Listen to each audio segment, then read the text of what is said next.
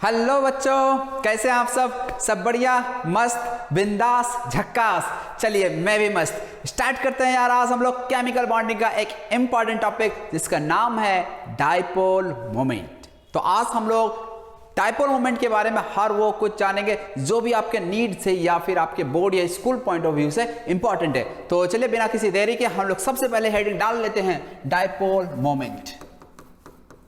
तो देखो dipole moment ये टर्म जो है ना थोड़ा फिजिक्स से ज़्यादा रिलेटेड है। फिजिक्स में भी आपको डायपोल मोमेंट के बारे में ज़्यादा डिटेल्स में पढ़ना है, लेकिन केमिस्ट्री में डायपोल मोमेंट के बारे में थोड़ा सा ही आपको आइडिया चाहिए। हाँ, लेकिन क्वेश्चंस जरूर आते हैं डायपोल मोमेंट से, अच्छे अच्छे क्वेश्चंस बनते हैं। तो जो भी चीज़ है सब कुछ हम लोग यहाँ पे इस लेक्चर में देखने वाले हैं।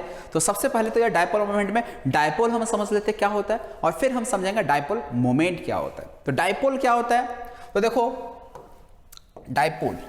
डायपोल का मतलब होता है, डाई का मतलब दो, पोल का मतलब दो आपके ऑपोजिट चार्जेस, यहां मतलब है आपका, यानी डायपोल का मतलब दो ऑपोजिट चार्जेस को जब हम दो opposite charges, equal and opposite charges को एक डिस्टेंस पे रख देते हैं, फिक्स डिस्टेंस पे रख देते हैं, तो इस सिस्टम को हम लोग कहते हैं डायपोल। क्या कहते हैं, देखो यार मैं लिख दे रहा हूं यहां पर, a system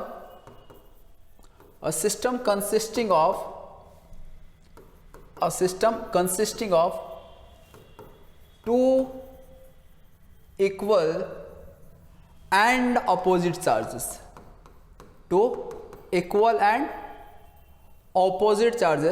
separated by a small distance,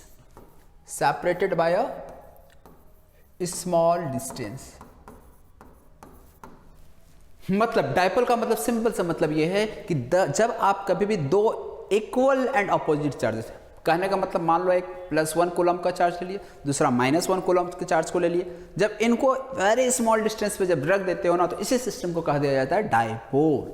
तो यहाँ पे डायपोल का मतलब ये है कि एक +q है तो दूसरा -q। इसको जब बहुत ही स्मॉल, यहाँ पे स्मॉल डिस्टेंस होना जरूरी हो जाता है, जब इसको एक स्मॉल डिस्टेंस पर रख देते हो तो इस सिस्टम को ही हमने क्या कह दिया, डायपोल कह दिया। तो नेक्स्ट जो टर्म है हमारे पास वो है डायपोल मोमेंट। डायपोल मोमेंट को हम म्यू से डिनोट करेंगे, डायपोल मोमेंट म्यू। तो डायपोल मोमेंट क्या होता है, तो ये जो डायपोल की बात हम कर रहे हैं ना, कुछ डायपोल हमें मिलेंगे जो स्ट्रांग होंगे, मतलब जहां अट्रैक्शन स्ट्रांग, और कुछ डायपोल होंगे जो वीक होगा। तो एक तरह से ये डायपोल का स्ट्रेंथ को बतलाता है। और हम लोग ये भी बोल सकते हैं डायपोल मोमेंट क्या होता है, एक्चुअल में ये किसी भी मॉलिक्यूल के अंदर पोलैरिटी को मेजर करता है कि कोई कंपाउंड कितना ज्यादा पोलर है, कितना कम पोलर, इस चीज को मेजर करता है डायपोल मोमेंट। तो एक तरह से हम डायपोल मोमेंट को इस तरह से भी डिफाइन कर सकते हैं, डिग्री ऑफ मेजरमेंट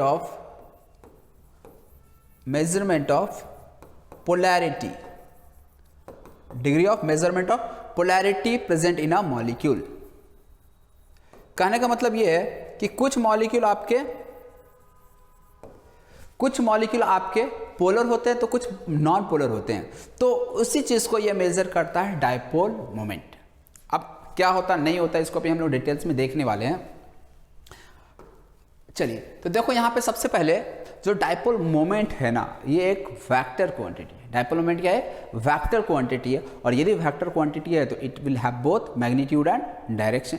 तो यहाँ पे मैं अलग से लिख देता हूँ डायपोल मोमेंट। देखिए डीएम का मतलब डायपोल मोमेंट, डिनोट कर रहे हैं म्यू से, इज अ वेक्टर क्वांटिटी। ये एक्चुअल में क्या है, एक वेक्टर क्वांटिटी है, और यदि वेक्टर क्वांटिटी तो इसका डायरेक्शन भी होगा, तो इसलिए इसका जो डायरेक्शन होता है, and its direction is towards more electronegative. EN का मतलब इलेक्ट्रोनेगेटिव एटम, यानी यहां पे जो डायपोल मोमेंट का जो डायरेक्शन होगा वो टुवर्ड्स की तरह होता है, मोर इलेक्ट्रोनेगेटिव एटम की ओर होता है। अब यहां पे तो डायपोल मोमेंट का डेफिनेशन हम लोग लिख दिया। डायपोल मोमेंट को कैलकुलेट कैसे करते हैं, तो डायपोल मोमेंट के लिए सिंपली हमने डायपोल बनाते समय ही बताया था कि यहाँ पे जो डायपोल हम ले रहे हैं उसमें इक्वल एंड अपोजिट चार्जेस होना जरूरी है। तो यहाँ पे चार्जेस +q एंड -q है, तो कोई भी एक चार्ज आप ले लो q, और इसके बीच में जो डिस्टेंस मान लेते हैं स्मॉल d है, तो ये जो डिस्टेंस d है ना, तो q इंटू डी कर देंगे तो यहाँ से आपको डायपोल मोमेंट, यानी जो डायपोल था इसका एक तरह से आपको स्ट्रेंथ पता चल गया। जितना ज़्यादा डायपोल मोमेंट का वैल्यू आएगा उतना ज़्यादा बॉन्ड में पोलैरिटी आएगा। और जितना कम डायपोल मोमेंट का वैल्यू आएगा मॉलिक्यूल में उतना पोलैरिटी कम आएगा। बात समझ रहे हो ये चीज़? अब यहाँ पे पोलर नॉन पोलर का मतलब हो सकता है अच्छे से नहीं समझ पा रहे हो, तो अब हम एग्जांपल लेकर एक बात कर लेते हैं। ये पोलर नॉन पोलर का क्या मतलब है? जैसे हम एक HCl मॉलिक्यूल लेते हैं, HCl, तो HCl और एक एग्जांपल हम ले लेते हैं Cl2, that is Cl bond. तो तुम लोग को पीरियोडिक टेबल में केमिकल इलेक्ट्रोनेगेटिविटी के बारे में बताया गया है। इलेक्ट्रोनेगेटिविटी क्या होता है? Tendency to attract the electron towards itself, tendency to attract the shared pair of electron towards itself. मतलब इलेक्ट्रॉन को अपनी ओर खींचने का जो क्षमता होता है उसे हम कहते हैं इलेक्ट्रोनेगेटिविटी। तो यहाँ पे HCl में यदि हम ध्यान दें तो H और Cl में किसका इलेक्ट्रोनेगेटिविटी ज़्यादा होता है? डेफिनेटली Cl का ज़्यादा होता है। Cl क्या करेगा? इलेक्ट्रॉन को अपनी ओर पुल कर रहा होगा, खींच रहा होगा। तो इस वजह से Cl यदि इलेक्ट्रॉन को अपनी ओर खींच रहा है तो Cl पे चार्ज क्या आ जाता है? Minus charge. और यदि इलेक्ट्रॉन को अपनी ओर खींचा तो इसके ऊपर तो इलेक्ट्रॉन डेंसिटी बढ़ जाता है, इसलिए माइनस। इसके ऊपर इलेक्ट्रॉन डेंसिटी कम हो जाता है, तो इसलिए इसके ऊपर चार्ज क्या आ जाएगा? Plus charge. समझ आ रही बात? अच्छा, यहाँ पे Cl2 की हम बात करते हैं। Cl2 में क्या होता है? दोनों के दोनों इक्वली इलेक्ट्रोनेगेटिव है, तो ऐसे में ना ये इलेक्ट्रॉन खींच पाएगा ना ये खींच पाएगा, क्योंकि यार दोनों के दोनों बलवान हैं, जितना ये खींच रहा है उतना ये भी खींच रहा है। तो इसलिए यहाँ पे कोई भी आपका प्लस माइनस चार्ज डेवलप नहीं हो पाएगा। कहने का मतलब इसमें तो पोलैरिटी आ गया प्लस माइनस, लेकिन इसमें पोलैरिटी नहीं आया, तो इसे ही हम लोग क्या कह देते हैं? Non polar molecule. क्या कह देते हैं? ये आपका नॉन पोलर मॉलिक्यूल है, जबकि ये आपका क्या है? पोलर मॉलिक्यूल है। पोलर क्यों? प्लस माइनस चार्जेस प्रेजेंट है ना, जहां पे भी ऑपोजिट चार्जेस प्रेजेंट दिख जाएं वो आपके पोलर मॉलिक्यूल हो जाते हैं। और नेक्स्ट इंपॉर्टेंट पॉइंट, कोई भी यदि आपका पोलर कंपाउंड है, कोई भी पोलर कंपाउंड है, तो वहां dipole moment not equal to zero है, जबकि नॉन पोलर कंपाउंड में डायपोल मोमेंट जीरो हो जाएगा। मैं पहले इसको लिख दे रहा हूं। फॉर पोलर कंपाउंड, पोलर यदि कंपाउंड है तो ऐसे में म्यू क्या हो जाएगा? Not equal to zero. और दूसरा फॉर नॉन पोलर कंपाउंड या नॉन पोलर मॉलिक्यूल भी बोल सकते हैं, कंपाउंड लिख दिया तो कंपाउंड ही लिखते हैं। नॉन पोलर कंपाउंड म्यू क्या हो जाता है? Equal to zero. मतलब यदि कहीं नॉन पोलर कंपाउंड प्रेजेंट है तो ऐसे में डायपोल मोमेंट जीरो। अब कहां पे डायपोल मोमेंट जीरो होगा, कहां पे dipole moment not equal to zero होगा, ये हम कैसे देखते हैं? तो इसी की बात हम लोग इस लेक्चर में करने वाले हैं। तो फिलहाल के लिए ये चीजें तो समझ में आ गई होगी, जो भी अभी तक हमने डायपोल के बारे में बताया। डायपोल क्या होता है, डायपोल मोमेंट क्या होता है, समझ में आया यहां तक? तो इसके आगे अब हम लोग चलेंगे डायपोल मोमेंट किसी भी मॉलिक्यूल का हम लोग चेक कैसे करते हैं, कहाँ जीरो होगा, कहाँ नॉन जीरो होगा, कहाँ डायपोल मोमेंट ज़्यादा होगा, कहाँ डायपोल मोमेंट कम होगा, ये सब कंपैरिजन हम लोग कैसे करते हैं, इसी चीज़ को हमको मेनली यहाँ पे समझना है। तो चलिए आगे हम लोग चलते हैं, कंपैरिजन की बात करेंगे कि डायपोल मोमेंट कहाँ जीरो, कहाँ नॉन जीरो, कहाँ ज़्यादा, कहाँ कम, इसकी बात करने वाले नेक्स्ट। तो चलिए नेक्स्ट, तो यहाँ पे देखो डायपोल मोमेंट का कंपैरिजन जो कर रहे हैं, यहाँ पे हम लोग अलग अलग केस में इसको करेंगे। पहला हम लोग केस ले लेते हैं जहाँ पे कोई लोन पेयर ना हो सेंट्रल एटम के पास। पहला केस हम लोग वो ले रहे हैं जहाँ पे सेंट्रल एटम के पास कोई लोन पेयर ना हो। तो केस 1 लिख देता हूँ, when central atom has no lone pair, कोई लोन पेयर ना हो। तो देखना और समझना यार, बड़ा ही सिंपल है, थोड़ा सा आपको बस कॉमन सेंस अप्लाई करना है और ज़्यादा कुछ नहीं। हाँ, थोड़ा शेप बनाने आपको आना चाहिए, ठीक है। तो आप लोगों को वेस्पर थ्योरी में इतने डिटेल्स में मैं बता दिया हूँ कि किसी मॉलिक्यूल का शेप ज्योमेट्री कैसे बनाते हैं, तो दिक्कत नहीं आना चाहिए आगे, ठीक है। तो चलिए देखिए एक एक करके एग्जाम्पल लेते हैं। जैसे हम पहला एग्जाम्पल लेते हैं BeCl2 का। BeCl2 का स्ट्रक्चर कैसा बनेगा, तो देखो यार बस स्ट्रक्चर का ही आपको बनाने आ जाना चाहिए, बाकी कुछ दिमाग लगाने की जरूरत है ही नहीं बिल्कुल भी। BeCl2 में जरा देखो, बेरिलियम क्लोरीन में इलेक्ट्रोनेगेटिविटी किसका ज़्यादा है? जिसका इलेक्ट्रोनेगेटिविटी ज़्यादा होगा वो इलेक्ट्रॉन को अपनी ओर खींच रहा होगा। तो यहाँ बेरिलियम क्लोराइड में क्लोरीन का इलेक्ट्रोनेगेटिविटी ज़्यादा, इसलिए क्लोरीन इलेक्ट्रॉन को अपनी ओर खींच लिया। इस BeCl में बात करें तो इस Cl का, तो इस तरह से यहाँ पे ओवरऑल यदि हम मोमेंट की बात करें, यदि इधर मोमेंट म्यू लग रहा तो इधर भी म्यू लगेगा। म्यू यहाँ पे हम मान ले कि इस बॉन्ड का जो मोमेंट है वो म्यू है, ठीक है। हर बॉन्ड का एक मोमेंट होगा जिसको आप μ1, μ2, μ3 जो भी दिखलाना हो दिखला दो। यहाँ पे आपको एग्जैक्ट वैल्यू कैलकुलेट करने की जरूरत नहीं है, ठीक है ना। कैलकुलेशन ऑफ डायपोल मोमेंट भी आता है, तो वो हम लोग लास्ट में देखेंगे, ठीक है ना। फिलहाल आपको बस कंपैरिजन करना, कहाँ ज़्यादा कहाँ कम, यही बताना होता है। तो इस डायरेक्शन में म्यू आया, इस डायरेक्शन में म्यू आया, ओवरऑल म्यू क्या हो गया, म्यू नेट डाइपोल मोमेंट क्या हो गया, 0। समझ में आ रहा। सेकेंड एक और एग्जांपल लेते हैं अभी, BCl3, BCl3 में चलो चेक करते हैं, तो BCl Cl Cl। अच्छा एक सवाल इसमें ये भी पूछा जाता है, चलो पहले हम इसका देख लेते हैं नेट डाइपोल मोमेंट क्या होगा। तो यहाँ पे देखना BCl की यदि हम बात करें तो Cl का इलेक्ट्रोनेगेटिविटी ज़्यादा है, ज़्यादा है, ज़्यादा है। एक काम करते हैं, इसको मैं इस तरह से ड्रॉ कर देता हूँ, थोड़ा सा भी इसमें कैलकुलेशन आ जाएगा। BCl नेट डाइपोल मोमेंट क्या होना चाहिए, थोड़ा सा आप लोग कॉमन सेंस लगाओ और सोचो कि यार नेट डाइपोल मोमेंट यहाँ क्या होना था, 0 होना चाहिए कि नॉन जीरो होना चाहिए, थोड़ा सा सोचो आप लोग। तो यदि कॉमन सेंस से भी लगा के आप सोचते हो ना, तो आप यहाँ से बता सकते हो कि यहाँ पर नेट डाइपोल मोमेंट जो है ना वो 0 आ जाएगा। क्यों? क्योंकि ये आपका सिमेट्रिकल है। नेट डाइपोल मोमेंट क्या आ जाएगा यहाँ पे, 0। तो यहाँ पे तो चलो यार एक सिमेट्री से देख के बोल सकते हो कि यार यहाँ पे 0 हो रहा हो। यदि नहीं भी दिख रहा है तो चलो यार हम कैलकुलेट करके बता देते हैं कि किस तरह से नेट डाइपोल मोमेंट यहाँ पे 0 होगा। तो देखो आप लोग फिजिक्स में वेक्टर पढ़े हो, थोड़ा सा बस बेसिक्स वेक्टर के कॉन्सेप्ट यूज होंगे। जैसे यदि हम ये एंगल की बात करें, ये टोटल एंगल कितना है, तो ये एंगल आपका 120 डिग्री होता है। sp2 हाइब्रिडेशन है, ट्राइगोनल प्लेनेट ज्योमेट्री है, तो एंगल कितना हो जाएगा 120 डिग्री। अब हम क्या कर दिए, ये एक वेक्टर है जिसको म्यू कह रहे हैं, ये भी म्यू है, सभी का सभी मोमेंट म्यू है। अब हम इस वेक्टर को क्या किए, रिजॉल्व कर दिए दो कंपोनेंट में, एक ये वाला और एक परपेंडिकुलर कंपोनेंट। अच्छा यदि ये पूरा एंगल 120 था तो ये ऊपर वाला एंगल कितना हुआ 60, नीचे वाला एंगल कितना हुआ 60। समझ आ रहा है। हम क्या कि इस वेक्टर को पहले रिजॉल्व कर रहे हैं, तो इस डायरेक्शन में इसका जो कंपोनेंट आएगा उसका वैल्यू क्या होगा, तो ये म्यू है, ये एंगल 60 है, तो ये जो कंपोनेंट होता है ये आपका म्यू cos 60 वाला कंपोनेंट हो जाएगा। और ये वाला कंपोनेंट की बात करें तो ये म्यू और ऊपर ये 60 है, तो ये वाला कंपोनेंट कितना हो जाता है sin 60 हो जाता है। समझ में आया। तो ये वाला वेक्टर को तो हमने रिजॉल्व कर, ये जो मोमेंट था इसको दोनों डायरेक्शन में हमने रिजॉल्व कर लिया। अब हम लोग सेम वे में इसको भी रिजॉल्व करते हैं, नीचे वाला म्यू CL है, तो इसका भी एक कंपोनेंट इस डायरेक्शन में आएगा और एक कंपोनेंट नीचे आएगा। जो इस डायरेक्शन में आएगा इस म्यू को रिजॉल्व करने के बाद यहाँ पे भी म्यू cos 60 आ जाएगा। और इस म्यू को जब हम इस डायरेक्शन में रिजॉल्व करेंगे तो यहां से भी देखो क्या आता है आपका म्यू sin 60 आ जाएगा। समझ में आई बात यहां तक। अब यहां पे देखना म्यू cos 60 का वैल्यू पता है, cos 60 क्या होता है 1/2 होता है, तो μ/2 लिख सकते हैं। अगेन यहां म्यू cos 60 अगेन क्या होता है 1/2, तो μ/2 ये ऐड यदि कर दिया जाए तो ये ऐड करने पे क्या आ जाएगा म्यू आ जाएगा। तो इस डायरेक्शन में जो आपका मोमेंट आ रहा है एक्स एक्सिस के अलोंग, एक्स एक्सिस का जो अलोंग मोमेंट आ रहा है वो आपका 0 हो जाए। क्यों, इस डायरेक्शन में भी आया म्यू और इस डायरेक्शन में भी आप देख सकते हो म्यू है। तो एक्स एक्सिस में नेट मोमेंट क्या आ रहा है 0। वाई एक्सिस की यदि हम बात करें तो वाई एक्सिस में म्यू sin 60, नीचे भी म्यू sin 60, तो ऊपर जितना नीचे भी उतना, तो दोनों एक दूसरे को कैंसिल आउट कर देगा, तो म्यू वाई भी हम क्या बोल सकते हैं 0। मतलब टोटल जो डाइपोल मोमेंट आएगा म्यू नेट इस मॉलिक्यूल का वो क्या हो गया 0। मतलब एक्स एक्सिस में भी 0, वाई एक्सिस में भी 0, तो नेट डाइपोल मोमेंट क्या हो चुका 0। यानी जो BCl3 दिख रहा है ये कंपाउंड का डाइपोल मोमेंट क्या हो गया 0। मतलब ये मॉलिक्यूल आपसे पूछा जाए कि इज दिस सम पोलर और नॉन पोलर मॉलिक्यूल, तो your answer will be non polar. क्यों, डाइपोल मोमेंट 0 आ रहा है।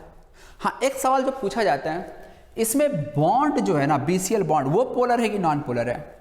तो देखो BCl बॉन्ड की यदि हम बात करें तो जो BCl का बॉन्ड है ना वो आपका पोलर होगा। क्यों पोलर होगा, क्योंकि यहाँ पे इलेक्ट्रोनेगेटिविटी डिफरेंस प्रेजेंट है। BCl में क्लोरीन ज़्यादा इलेक्ट्रोनेगेटिव तो Cl अपनी ओर इलेक्ट्रॉन को खींच रहा होगा, बोरॉन कम है तो इसके पास पॉजिटिव चार्ज डेंसिटी बढ़ रहा होगा। लेकिन क्या कर रहा है यहाँ पे जो पोलैरिटी आया ना यहाँ पे और जो यहाँ पे आएगा ये तीनों मिलकर एक दूसरे को कैंसिल आउट करके ओवरऑल डाइपोल मोमेंट को 0 बना देता है।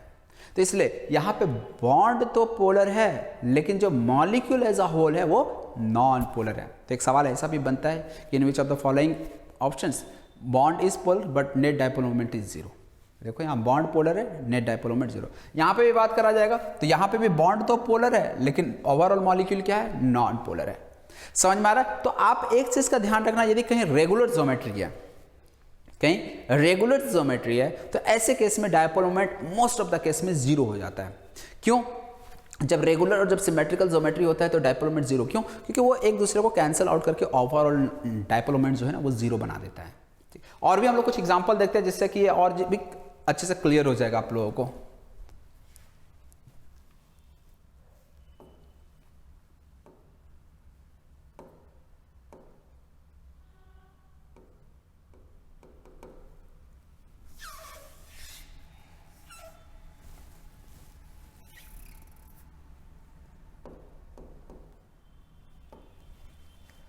चलिए तो नेक्स्ट एग्जांपल हम लोग देखते हैं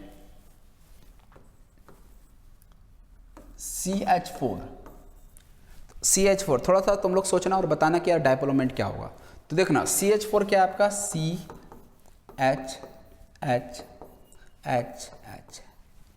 यदि आप 3D में विजुअलाइज करो CH4 को तो ये एक तरह से क्या होता है आपका, बिल्कुल सिमेट्रिकल ज्योमेट्री होता है, बिल्कुल सिमेट्रिकल होता है। इसमें क्या होता है, जितना डायपोल मोमेंट इस डायरेक्शन में आ रहा होगा, एक्चुअल में हाइड्रोजन और कार्बन में ज्यादा इलेक्ट्रोनेगेटिव कौन होता है, कार्बन होता है। तो इसमें मोमेंट का डायरेक्शन एक्चुअल में अपोजिट होगा। मतलब ये कार्बन हाइड्रोजन में यदि हम मोमेंट की बात करें तो इसमें डायरेक्शन आपका इधर आ जाएगा। अभी हमने बताया था ना डायपोल मोमेंट का जो डायरेक्शन होता है वो होता है टुवर्ड्स मोर इलेक्ट्रोनेगेटिव एटम। तो इसलिए इसमें जो मोमेंट का डायरेक्शन आएगा वो टुवर्ड्स कार्बन, इधर towards carbon, towards carbon, towards carbon. इसका मतलब यहाँ पे भी देखा होगे तो ये एक्चुअल में देखो यार, आपको यहाँ पे देख के लग रहा होगा कि यहाँ पे दोनों के बीच का जो एंगल है वो 90 से कम है, लेकिन एक्चुअली में यह 90 से कम नहीं। यहाँ पे दो बॉन्ड एक्चुअल में कितने एंगल पे प्रेजेंट होते हैं, 109 डिग्री 28 मिनट। CH4 है ना, बॉन्ड एंगल अभी आपको हम पहले भी बता चुके हैं, बॉन्ड एंगल कितना होता है, 109 डिग्री 28 मिनट होता है। तो 109 डिग्री 28 मिनट, एक चीज यार वेक्टर के प्रॉपर्टीज है, पढ़े होगी आप लोग बिल्कुल। देखो यदि कभी मान लो आपके पास दो वेक्टर है, ए वेक्टर और कोई दूसरा भी ए वेक्टर ही है मान लो, यदि दो वेक्टर 90 से कम के एंगल पे लगे होंगे, दो वेक्टर यदि 90 से कम के एंगल पे, दैट इज एक्यूट एंगल पे दो वेक्टर हैं, तो ऐसे में जो रिजल्टेंट मिलता है ना वो आपको पहले वाले वेक्टर से ज्यादा मिलता है। यानी ये ए वेक्टर ये वेक्टर दोनों सेम वेक्टर, दोनों सेम डायरेक्शन में, यदि ये 90 से कम एंगल पे है तो इनका रिजल्टेंट जो होता है वो ज्यादा मिलता है, बढ़ जाता है रिजल्टेंट। और जब तक हम लोग इस ए वेक्टर को एंगल बढ़ाते हैं, देखो जब दो वेक्टर जीरो एंगल पे होते हैं, मान लो ये ए वेक्टर था, एक और वेक्टर ए वेक्टर है, दोनों जब आपके सेम जीरो एंगल पे होते हैं तो वेक्टर का सम मैक्सिमम होता है। और जैसे जैसे इसको आप एंगल को बढ़ाते चले जाते हो तो ये वेक्टर का सम जो होता है ना वो कम होते चला जाता है। और ये धीरे धीरे धीरे धीरे धीरे धीरे जब आप 180 पे ले चले जाओगे तो नेट सम क्या हो जाता है, जीरो हो जाता है। रिजल्टेंट क्या हो जाता है आपका, जीरो हो जाता है।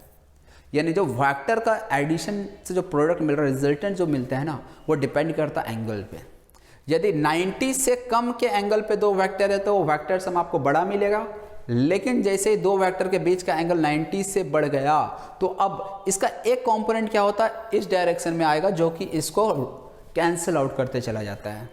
और इसलिए रिजल्टेंट जो मिलता है वो आपको पहले से कम मिलता है। बात समझ में आ रही है ना। तो इसीलिए यदि दो वेक्टर है तो दो वेक्टर यदि है तो वो ओवरऑल रिजल्टेंट ज़्यादा देगा या कम देगा, डिपेंड करता है एंगल पे। यदि एंगल 90 से कम है तो वो वेक्टर का जो रिजल्टेंट आएगा वो ज़्यादा आएगा। यदि 90 से ज़्यादा के एंगल पे लगे हैं दो वेक्टर तो वहाँ पर रिजल्टेंट आपको कम मिलेगा। इस चीज़ का आप ध्यान रखिएगा, अभी बहुत सारे जगह ये कॉन्सेप्ट यूज़ होगा।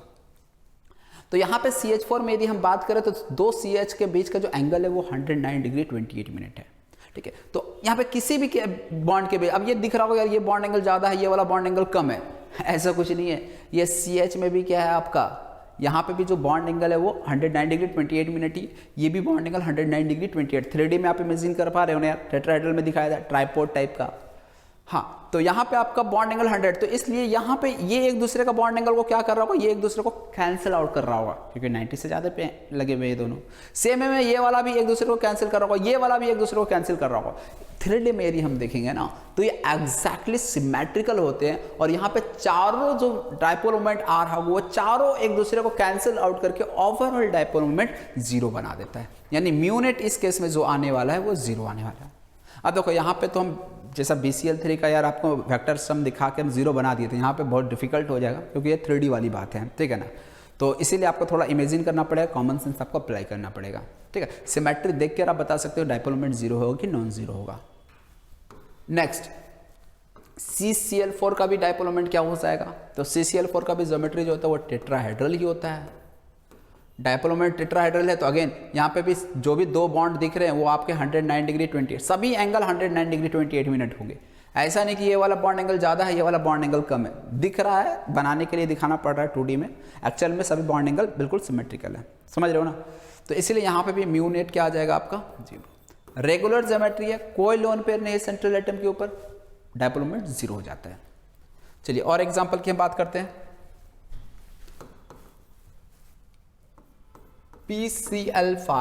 PCl5 का डायपोल मोमेंट क्या होगा जरा सोचो और बताओ।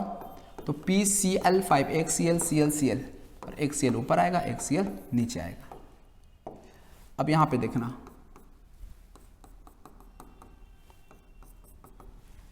तो PCl5 में अब थोड़ा सा आप लोग सोचो और बताओ कि डायपोल मोमेंट क्या होना चाहिए। थोड़ा सा वीडियो को पॉज करके सोच सकते हो तुम लोग, क्या होना चाहिए डायपोल मोमेंट, 0 कि नॉन 0। तो देखो यहां पे PCl, देखो Cl तो इलेक्ट्रॉन अपनी ओर खींच ही रहा है, यानी यहां पे डायरेक्शन मोमेंट का देखा जाए तो इधर, इसका इधर, इसका इधर, इसका इधर और इसका इधर, समझ में। यहां पे जो ऊपर वाला डायपोल मोमेंट और जो नीचे वाला डायपोल मोमेंट होगा वो एक दूसरे को कैंसिल करके 0 तो बना दिया, ये तो आपको बहुत इजीली दिख रहा होगा। अब जो प्लेन में ये कितने एंगल पे है 120, ये वाला कितने एंगल पे है, अब ये थोड़ा सा हो सकता है आपको ज़्यादा एंगल पे दिख रहा है, एक्चुअली में ये तीनों एंगल क्या होते हैं 120 पे ही होते हैं। तीनों एंगल कितने पे होते हैं 120 पे, मतलब यहाँ पे ये तीनों जो वेक्टर है ना 1, 2 और ये 3, ये भी एक दूसरे को कैंसिल आउट करके डायपोल मोमेंट 0 बना देगा।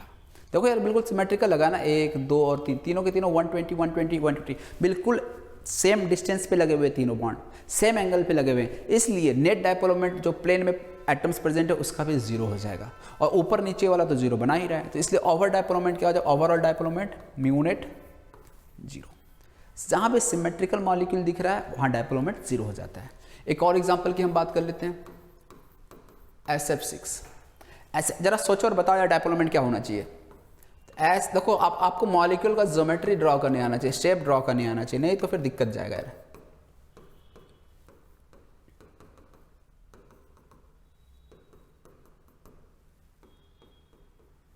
SF6, अच्छा जरा बताइएगा क्या हो जाएगा डायपोल मोमेंट, जरा सोचो और बताओ क्या होगा डायपोल मोमेंट यहाँ पे। तो देखो यार फ्लोरीन तो डेफिनेटली ज़्यादा इलेक्ट्रोनेगेटिव है, फ्लोरीन यदि ज़्यादा इलेक्ट्रोनेगेटिव है तो ये खींच रहा होगा अपनी ओर। तो देखो ये वाला इधर और ये वाला इधर, ये एक दूसरे को कैंसिल कर दिया, ये वाला मोमेंट इधर, ये वाला मोमेंट ये भी एक दूसरे को कैंसिल कर दिया, और ये ऊपर वाला और ये नीचे वाला भी एक दूसरे को कैंसिल कर देगा। तो म्यू यहाँ पे भी क्या आ गया, म्यू नेट क्या हो जाएगा यहाँ पे भी 0। समझ में आई बात। चलो यार एक क्वेश्चन आपके लिए मैं दे रहा हूं, एक क्वेश्चन है PCl3Br2, आपको इसका डायपोल मोमेंट बताना है 0 है कि नॉन 0 है, बताइए। तो वीडियो थोड़ा पॉज कर लो और थोड़ा सा बताओ यार क्या होना चाहिए, खुद से सोचो। तो देखो यार फास्फोरस 2Br यहां आ गया, 3Cl यहां पे आ गया,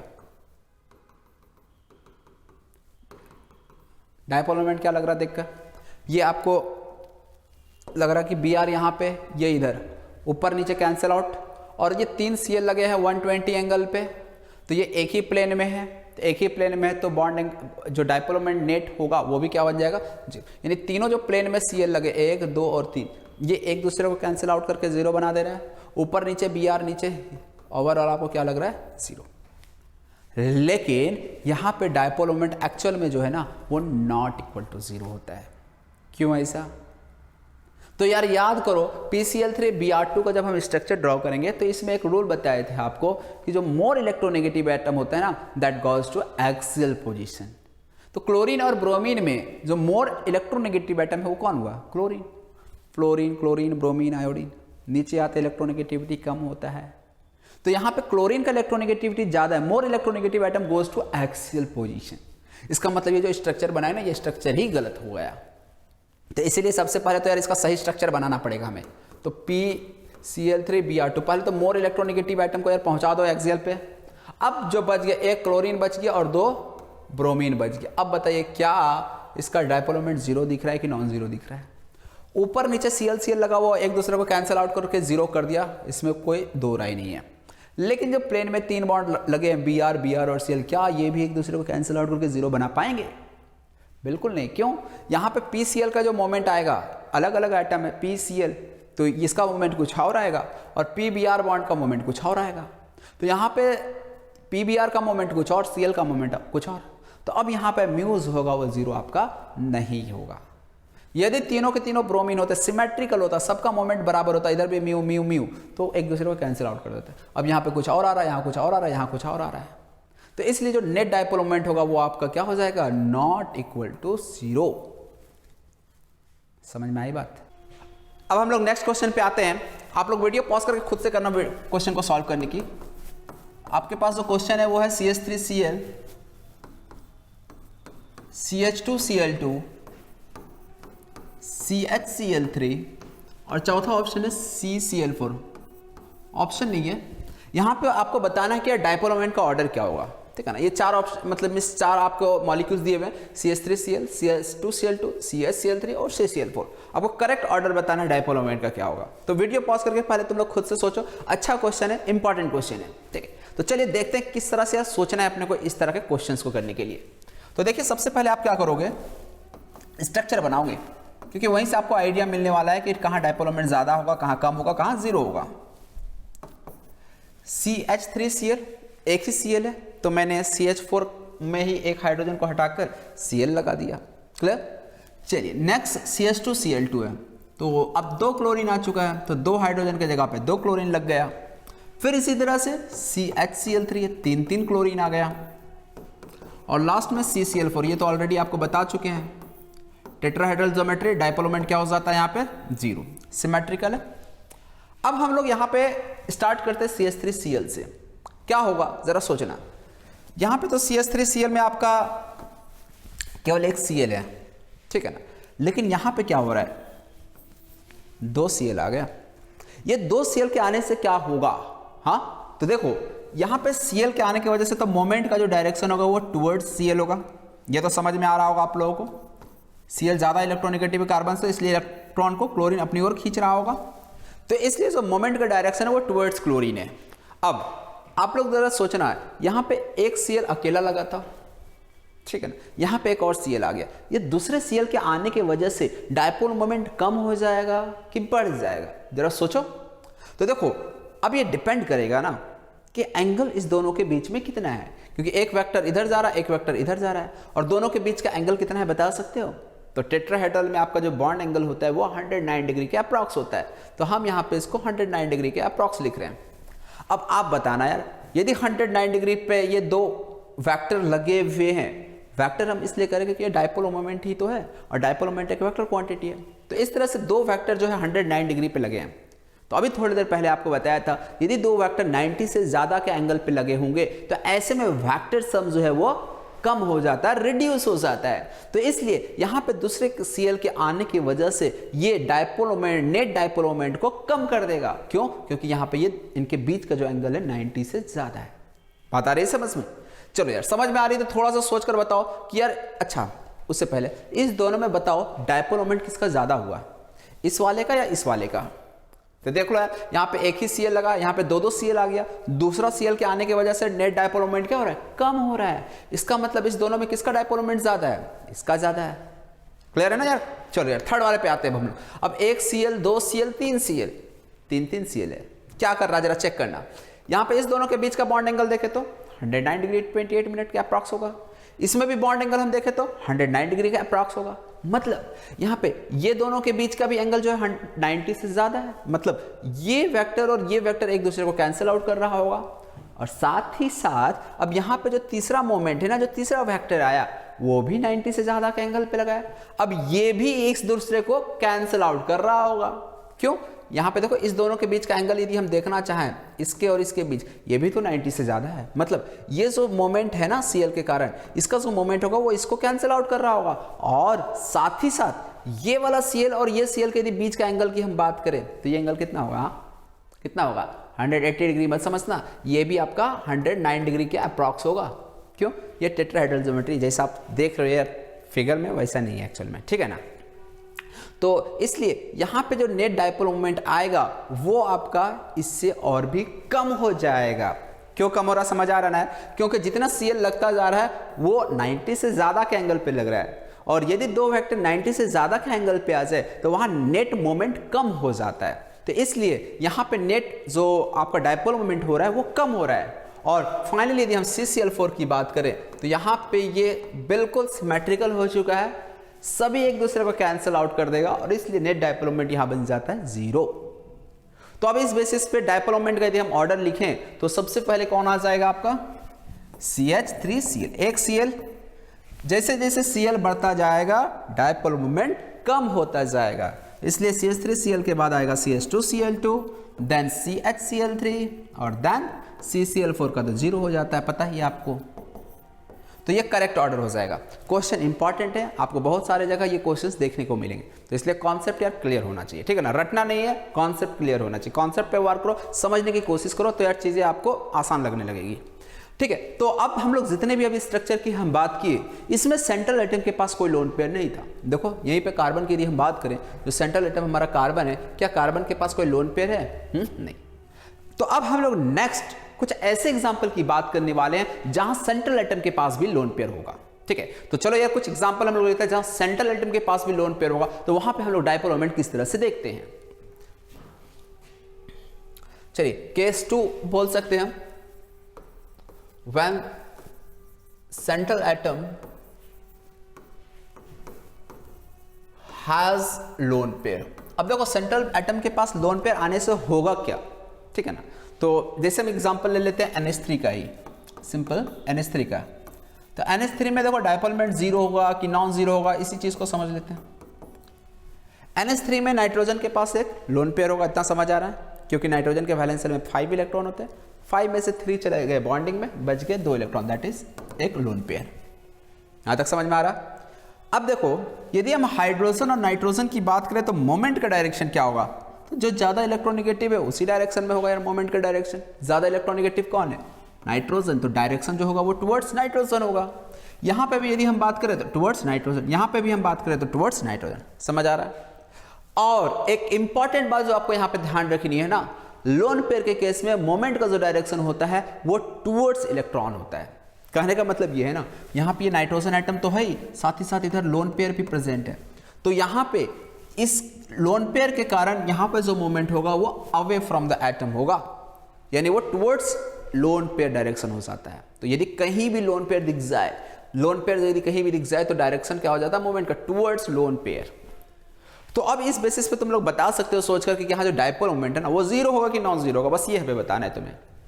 बताओ यार 0 होगा कि नॉन 0। तो देखो सारे के सारे मोमेंट क्या आ रहे हैं आपके, सेम डायरेक्शन में आ रहे हैं, सब के सब ऊपर आ रहे हैं, तो 0 को तो यार सवाल ही नहीं उठता है। तो इसलिए यहाँ पे डाइपोल मोमेंट क्या हो जाएगा, नॉट इक्वल टू 0। समझ में आया? तो बस आपको यही कॉन्सेप्ट अप्लाई करना है कि यदि कहीं लोन पेयर आ जाए तो वहाँ पे डाइपोल मोमेंट आप कैसे देखोगे, ठीक। तो अब हम लोग कुछ क्वेश्चंस देखते हैं, कुछ क्वेश्चंस के हेल्प से यार ये कॉन्सेप्ट जो है ना और अच्छे से क्लियर हो जाएगा, ठीक। तो कुछ हम लोग क्वेश्चन करते चलते हैं, तो आप लोग खुद से बता सकते हो। Compare dipole moment of CO2 and SO2। CO2 और SO2 का डाइपोल मोमेंट कंपेयर करना है।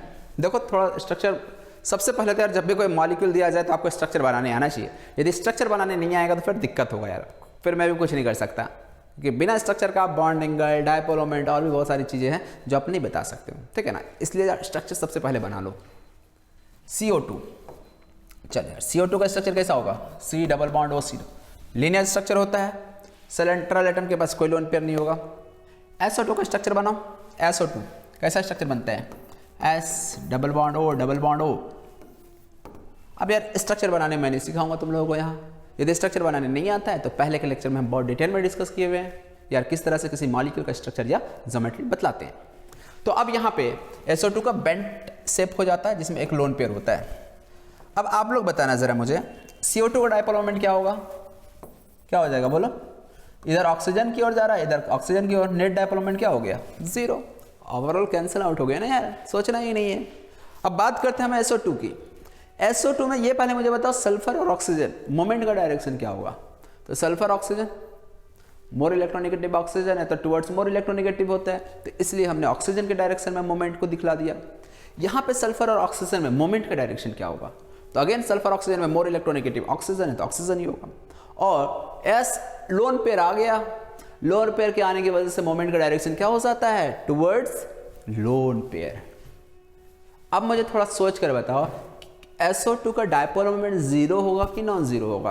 तो देखो अब एक तो मोमेंट इधर आ रहा है, इधर आ रहा है, एक चीज तो यार ठीक है, यहाँ पे यदि सल्फर ऑक्सीजन के कारण मान लो मोमेंट μ1 आया तो ये भी आपका μ1 ही रहेगा, क्योंकि दोनों सेम बॉन्ड है ना, S डबल बॉन्ड हो S डबल बॉन्ड, इधर μ1 है तो इधर भी μ1 होगा। लेकिन इस डायरेक्शन में जो मोमेंट होगा वो μ1 नहीं होकर कुछ और होगा, जिसे हम कह देते हैं यहाँ पे μ2। क्यों? क्योंकि इसका जो मोमेंट आएगा लोन पेयर के कारण वो इस दोनों से डिफरेंट होगा। अब मुझे बताओ क्या ये मोमेंट का सम कभी भी जीरो हो सकता है? बिल्कुल यार नहीं हो सकता है, अनसिमेट्रिकली डिफरेंट मोमेंट है, तो इसलिए यहाँ पर डायपोल मोमेंट का सम जीरो नहीं हो सकता। दैट मीन्स यहाँ पे डायपोल मोमेंट क्या हो जाएगा? Non zero. तो यदि आपसे पूछा जाए कि डायपोल मोमेंट का कंपेयर किसी ऑर्डर बताइए तो किसका डायपोल मोमेंट ज्यादा होगा? बताओ यार जरा। तो CO2 का तो जीरो आ रहा है, SO2 का आपका नॉन जीरो आ रहा है, मतलब कुछ वैल्यू है। तो डायपोल मोमेंट किसका ज्यादा हो जाएगा? SO2 का ग्रेटर होगा देन CO2। समझ में आ रही बात? चलो यार एक दो क्वेश्चन और अभी हम लोग करते हैं, जिससे कि कॉन्सेप्ट ये धीरे धीरे तुम लोग क्लियर होता चला जाएगा। Compare mu of NH3 and NF3। थोड़ा सा तुम लोग यार इसको खुद से ट्राई करना, ठीक है ना, खुद से कोशिश करना डायपोल मोमेंट का ये क्या होगा, ऑर्डर क्या होगा, यहाँ पे सही करेक्ट ऑर्डर क्या होगा, ठीक है ना। वीडियो को पॉज करो और सोचो। ये क्वेश्चन में अक्सर बच्चे गलती कर देते हैं, लेकिन जिस तरीके से हम आपको बताएं आपको गलती नहीं करनी चाहिए। ट्राई करके देखो यार एक बार। सबसे पहले तो यार हमें स्ट्रक्चर बनाना ही है। NH3 में क्या होगा? नाइट्रोजन, इधर भी हाइड्रोजन, इधर भी हाइड्रोजन और इधर भी हाइड्रोजन। नाइट्रोजन के पास एक लोन पेयर है, बिल्कुल यार है। दूसरा स्ट्रक्चर जो है वो NF3 है। दूसरा स्ट्रक्चर क्या? NF3। बनाते हैं NF3 का भी स्ट्रक्चर, NFF और एक लोन पेयर। समझ में आया यहां तक?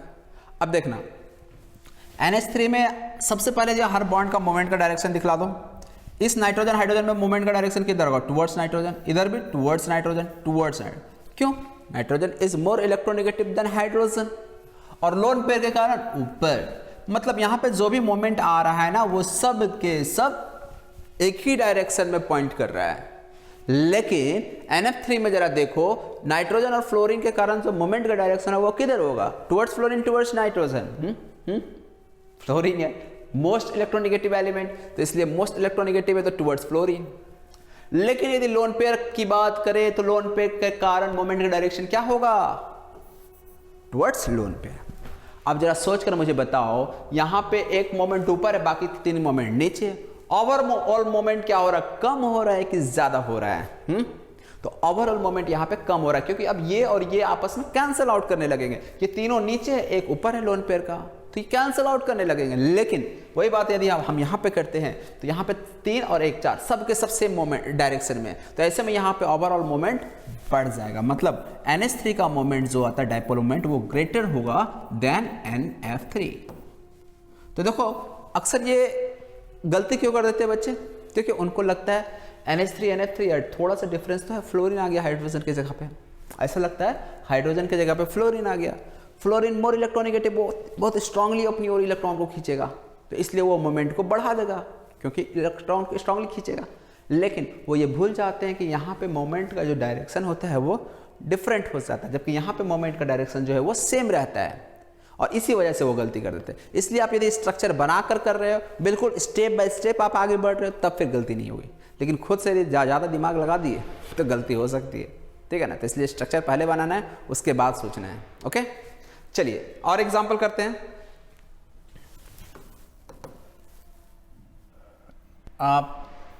HgF4, इसका डायपोल मोमेंट आपको बताना है। क्या होगा इसका डायपोल मोमेंट? जरा सोचो और बताओ। चलो तुम लोग खुद से बताना है, मीन्स बस ये बताना है कि डायपोल मोमेंट जीरो है कि नॉन जीरो है, बस ये बताना है आपको। तो सबसे पहले यार इसका स्ट्रक्चर ड्रॉ कर लो, अपने आप दिख जाएगा यार क्या होगा क्या नहीं होगा। तो HgF4 है, तो देखो तुम्हारा इसका जो शेप आएगा वो स्क्वायर प्लेनर रहेगा। निकाल लोगे ना यार, इलेक्ट्रॉन पेयर निकाल कर आप खुद फाइंड आउट कर लो। इसका जो आएगा शेप वो स्क्वायर प्लेनर आएगा। तो HgF4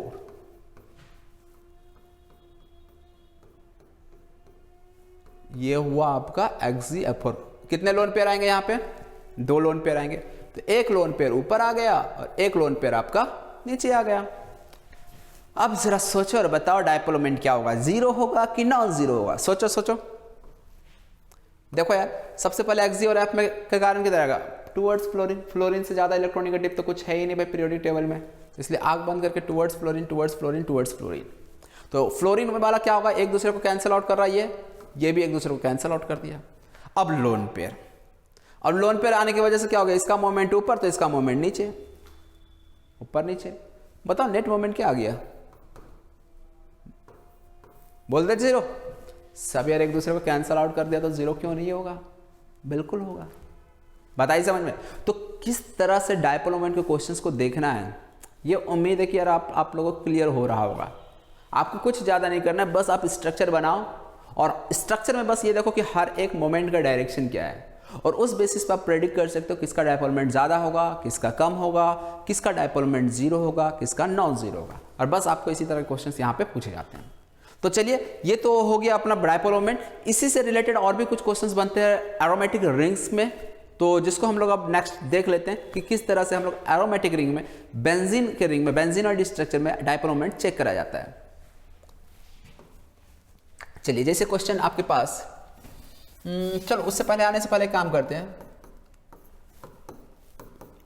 जैसे HHClCl, देखो ये थोड़ा सा आप लोग आगे पढ़ोगे ऑर्गेनिक केमिस्ट्री में इस तरह के स्ट्रक्चर के बारे में।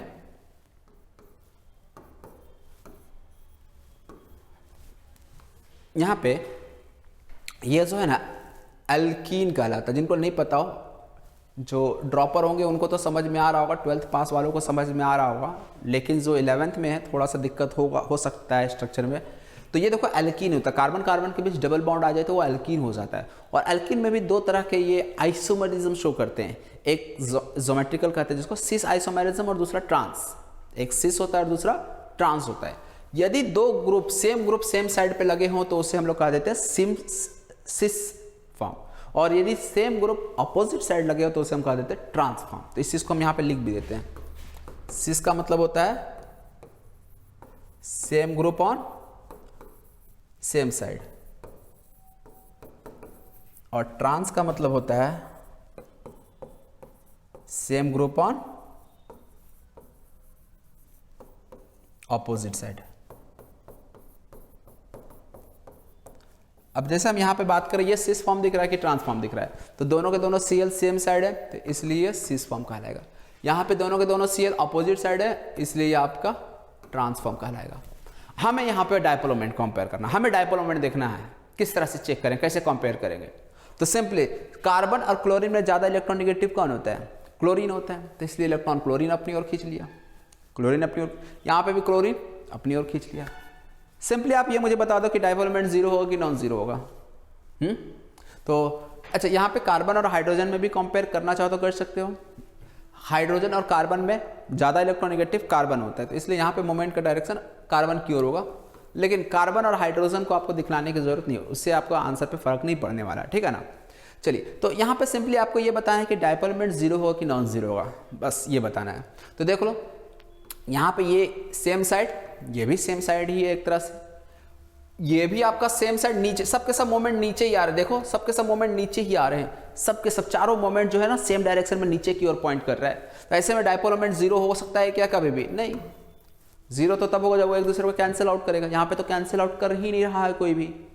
यदि हम यहाँ पे बात करें तो चेक करते हैं, CCl में Cl अपनी ओर खींच रहा है, ये इसमें Cl अपनी ओर खींच रहा है।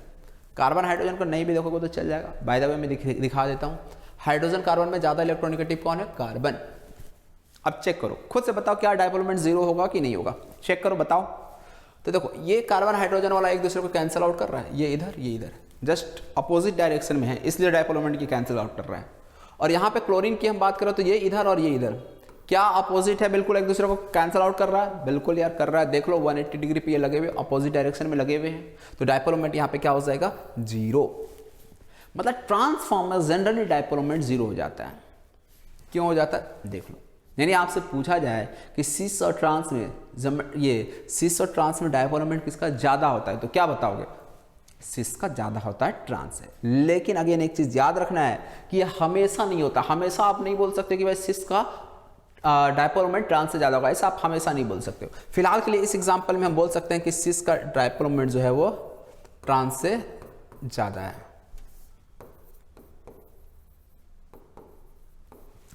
ठीक है, और कुछ एग्जाम्पल देखते हैं अभी हम लोग। अच्छा, अब देखना यहां पे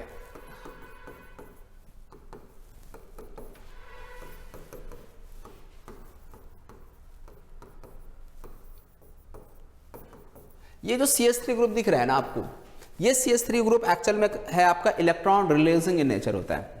ये याद रखिएगा, Cl को हम लोग बोलते हैं electron withdrawing in nature. Cl या कोई भी हैलोजन ग्रुप हो, like fluorine, chlorine, bromine, iodine, ये जो भी हो, कोई भी हैलोजन हो, ये आपका कहलाता है इलेक्ट्रॉन विथड्रॉइंग ग्रुप।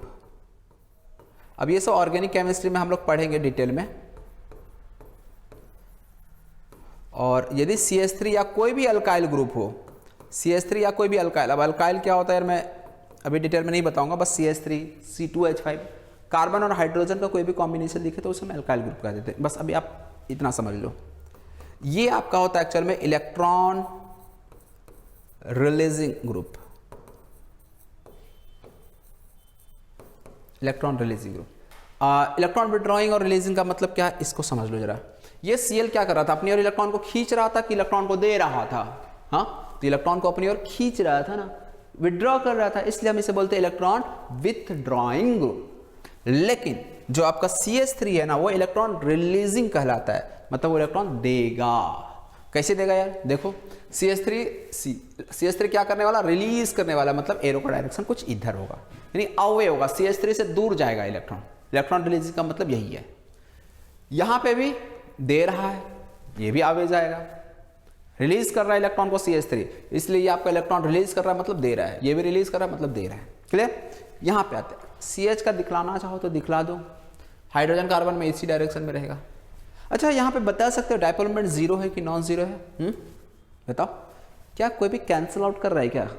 कोई भी एक दूसरे को कैंसिल आउट नहीं कर रहा है, इसलिए डायपोल मोमेंट यहाँ पे नॉट इक्वल टू जीरो। देखो, ये आपका इधर, ये भी इधर, नीचे ये ऊपर, ये भी ऊपर, कोई भी कैंसिल आउट किया नहीं किया।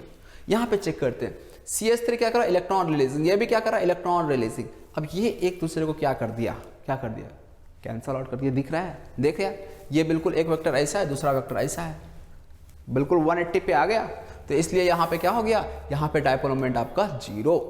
हाइड्रोजन का देखना हो तो देख लो यार, हाइड्रोजन कार्बन में इधर होगा, तो ये एक दूसरे को कैंसिल आउट करती हैं, तो इसलिए हाइड्रोजन का नहीं भी देखोगे तो काम हो जाएगा आपका। तो अगेन हम लोग यहाँ से क्या बोल सकते हैं, किसका डायपोल मोमेंट ज्यादा है, तो dipole moment of again cis form is greater than trans form. बात आई समझ में? चलिए, और हम लोग एक क्वेश्चन लेते हैं, आप लोग खुद से ट्राई करोगे और बताओगे, ठीक है?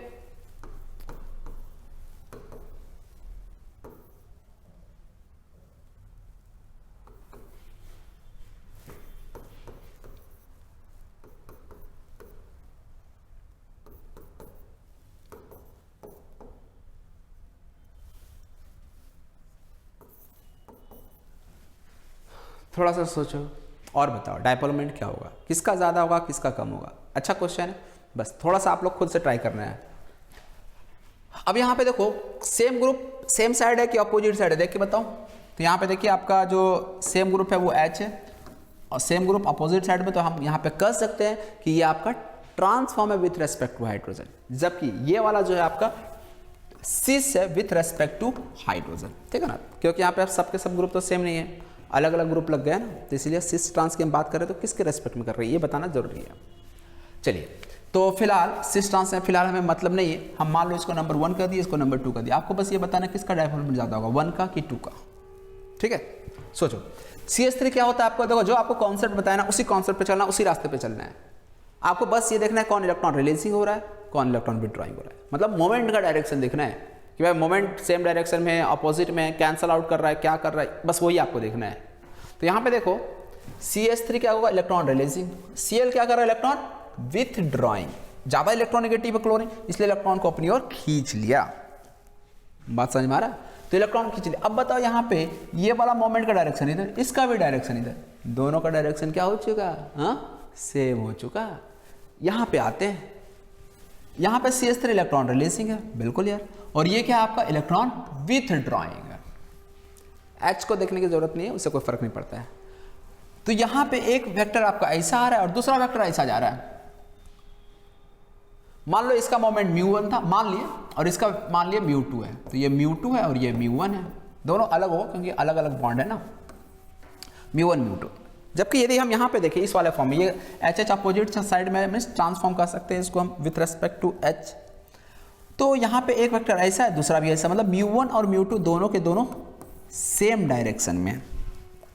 बताइएगा किसका डायपोल ज़्यादा हो गया, पहला वाले का कि दूसरे वाले का? तो इतना तो देख के कह सकते हैं भाई सेम डायरेक्शन में तो डायपोल पहले वाले का ज़्यादा होगा, तो सिंपल है। तो ये μ(1) इज ग्रेटर देन μ(2). समझ में आ रहा है? तो इसलिए आपको ये सिस ट्रांस वाला याद नहीं रखना। बहुत बार क्या होता है बच्चे याद रख लेते हैं कि सिस का डायपोल ज़्यादा होता है देन ट्रांस, फिर ऐसा यदि याद रखते हो तो गलत हो जाता है। क्योंकि देख लो यार, यहाँ पे आप देख सकते हो ये वाला आपका ट्रांस है विथ रेस्पेक्ट टू हाइड्रोजन, जबकि ये आपका कौन सा फॉर्म है, सिस विथ रेस्पेक्ट टू हाइड्रोजन। ठीक है, तो यार इस चीज का थोड़ा सा ध्यान रखेंगे। ओके, चलिए एक और क्वेश्चन इस तरह के करते हैं हम लोग। CH3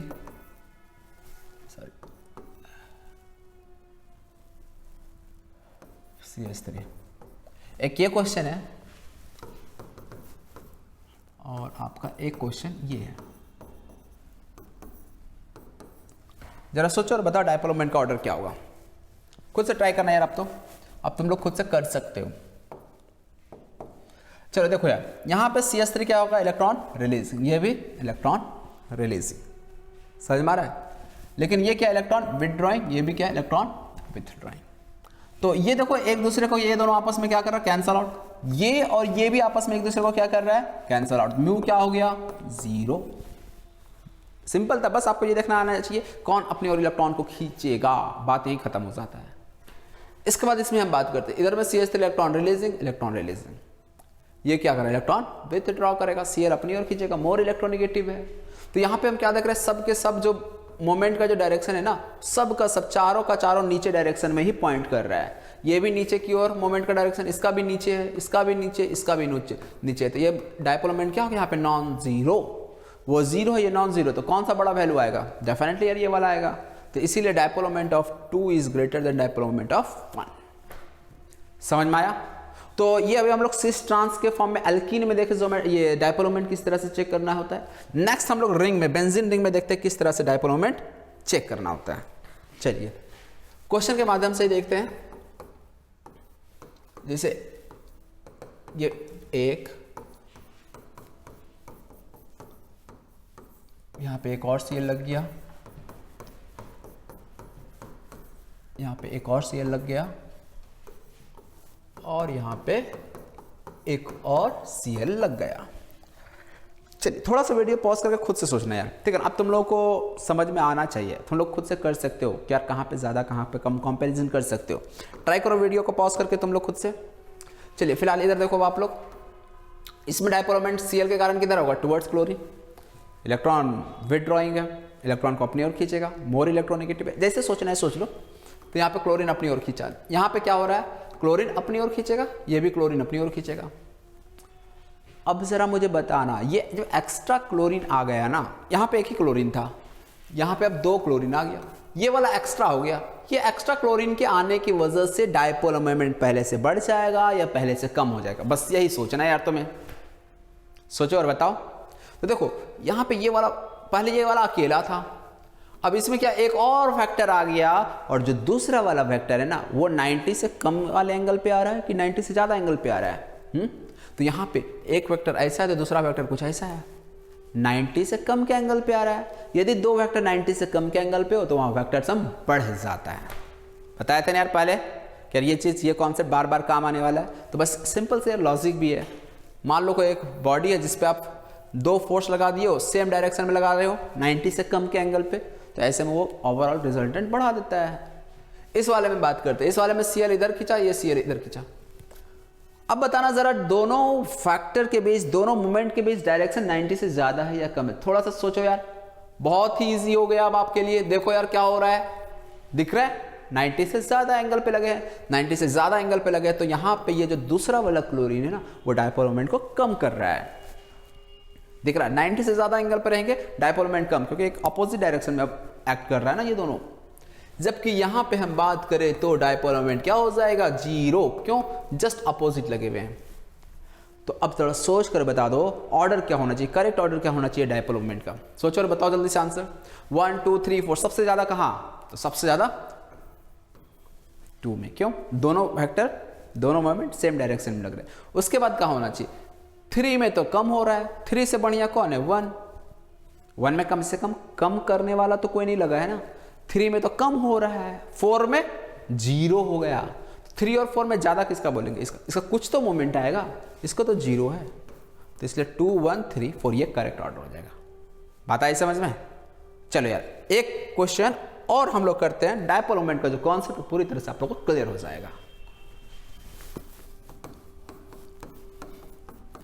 यहां पे Cl, यहां पे CH3, ये 1, यहां Cl, यहां CH3,